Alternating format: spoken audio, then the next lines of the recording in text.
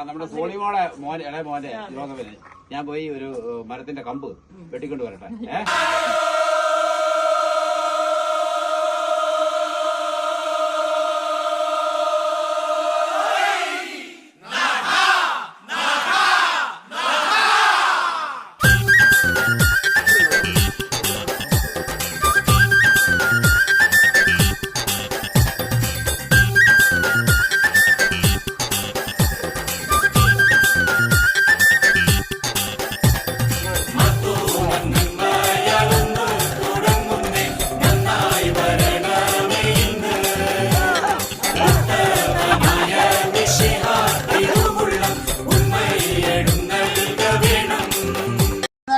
വളരെ സന്തോഷം.